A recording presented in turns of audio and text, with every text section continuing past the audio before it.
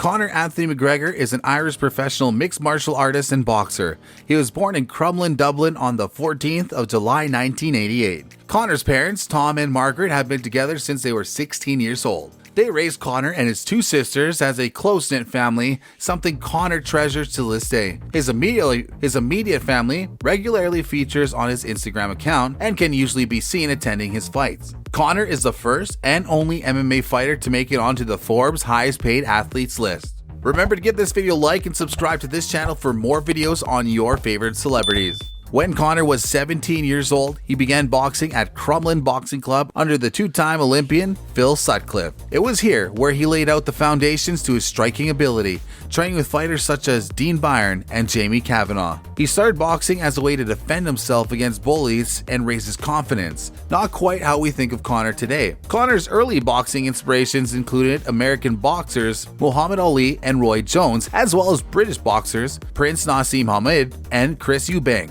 While Conor would eventually become an All-Ireland champion at youth level, he switched his focus to martial arts when he was about 16, though he didn't stop boxing altogether. One of his former head coaches, Packy Collins, has in the past said he comes down here and he could kind of hold his own with world champions. He continued, "I won't name names, but the last time he was up here, couldn't make head nor tail of what Conor was doing. He has what appears like a kind of chopping movement when he strikes and doesn't use a traditional stance, so this guy just couldn't time him at all."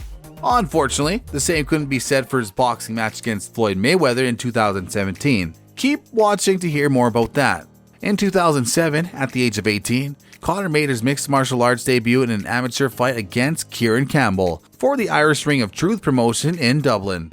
He won via technical knockout in the first round. Conor turned into a professional fighter right after this and was signed by the Irish Cage of Truth promotion. In 2008, he began training at the Straight Blast Gym in Dublin under the guidance of John Kavanagh. In 2008, Conor had his first professional MMA fight as a lightweight, defeating Gary Morris with a second-round technical knockout. After Conor won his second fight against Mo Taylor, he made his featherweight debut in a loss by a knee bar against submission specialist Artnej Setnikov. After a victory at featherweight in his next fight against Stephen Bailey, Conor contemplated a different career path before his mother contacted his coach and reinvigorated him to continue pursuing mixed martial arts.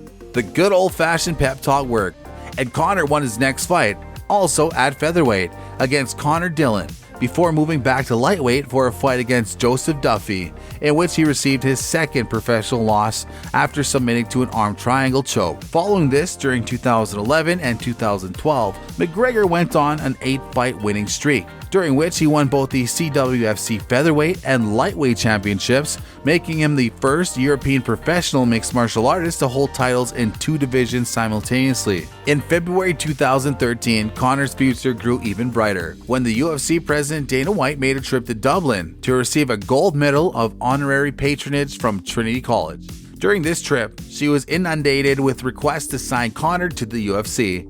After meeting with him, and after talking to UFC CEO Lorenzo Fertitta, White offered him a contract mere days later.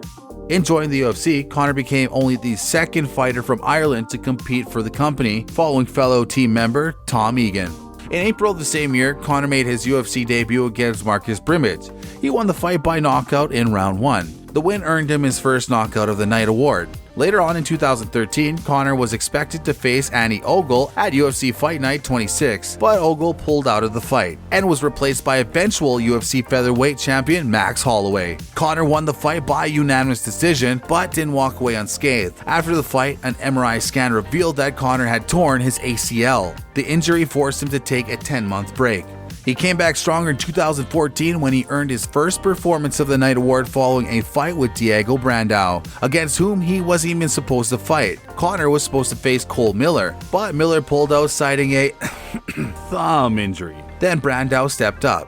The fight was officially halted by the referee at 4 minutes and 5 seconds of the first round. Just before his next fight, Conor met with Lorenzo Fertitta and signed a new multi-fight contract with the UFC. Conor continued to build his career, earning a few more Performance of the Night awards along the way.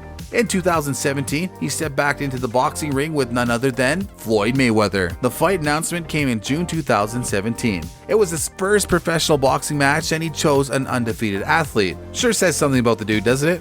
While highly entertaining, the fight did not end in his favor, as Mayweather won by a technical knockout in the 10th round. After the fight, Mayweather revealed it was part of the game plan to let Conor punch himself out early in the rounds. Conor, however, won the first round on all 3 judges' scorecards, but by the 4th, Mayweather started to take control. Mayweather continued to land clean punches and win the rounds.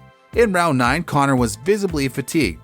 In round 10, Mayweather landed some hard shots that staggered Conor across the ring and had him heavily sloped against the ropes. After a few unanswered punches, the referee waved the fight off.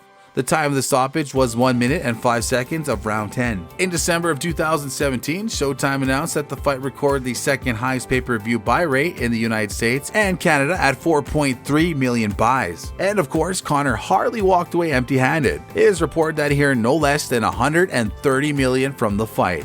$130 million. I'd get in the ring with Floyd for half that. The latest estimates put Conor's net worth at $120 million, with further $16 million in endorsements.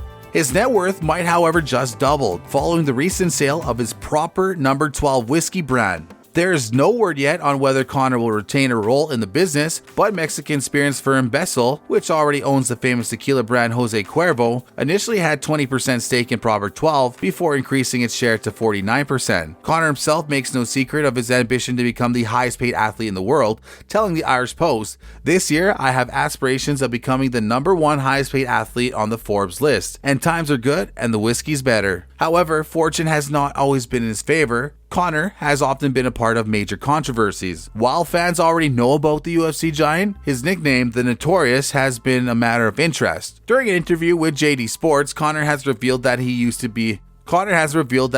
trouble his coach a lot, and that's where the nickname Notorious ultimately came from. Conor's coach saved his name as Trouble in the contact list. Additionally, Conor is a huge fan of Notorious B.I.G. Conor often used Notorious B.I.G.'s songs as his entrance theme and considers them as his war songs. So now we know. He currently lives in his hometown Dublin and obviously in a multi-million-dollar mansion, though he also owns a home in Marbella, Spain. His Ireland home was bought in 2019 and he splashed out quite a bit. Sportskeeda.com states the 5-bedroom, 6-bathroom property cost Conor £2 million, but if you think about it, it was a fair price, seeing that the property also boasts horse riding facilities and a state-of-the-art gym. Now and then, Conor likes to spend more time under the sun, which is like he spent a staggering £1.3 million to buy a luxurious holiday home in Marbella in 2018. The villa is said to be a very modern-looking property and features a customized gym, home spa, and a swimming pool that can be directly accessed from the Irishman's bedroom.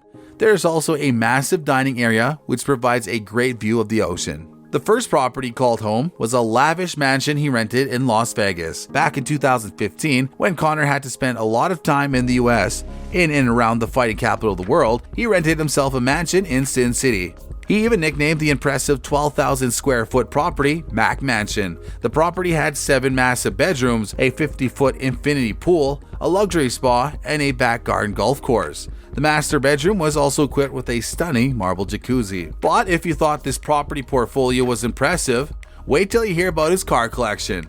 He owns, amongst others, a Lamborghini Aventador Roadster priced at $460,000, a Rolls-Royce Ghost, which comes with a starting price of nearly $332,000, and a Cadillac Escalade priced at $76,000. Conor does share his wealth though. In April 2020, with Ireland gripped by the COVID-19 pandemic, Conor opened the 8 houses he paid to be built for homeless families in Dublin. He posted on Twitter, waiting on Dublin City Council to sign off here. These impeccably built homes are now ready for tenants to move in. Please DCC sign off on these. A month later, in May 2020, Conor personally delivered some of the personal protection equipment his $1.3 million donation had paid for to medics across Irish hospitals. And in December 2020, he managed to save a local gym after the branch was plunged into financial uncertainty due to the continuing COVID-19 pandemic. In 2008, Conor met his soon-to-be wife, Dee Devlin. Together, the couple has 2 children, with a third on its way. At only 33 years old, Conor isn't quite ready to retire just yet. Coming off a recent loss against Dustin Poirier, we're very sure he's going to learn from the loss and make some big strides yet again in MMA. So fight fans can once again expect the Notorious to make moves in 2021. Thanks for watching, and we'll catch you on the next one.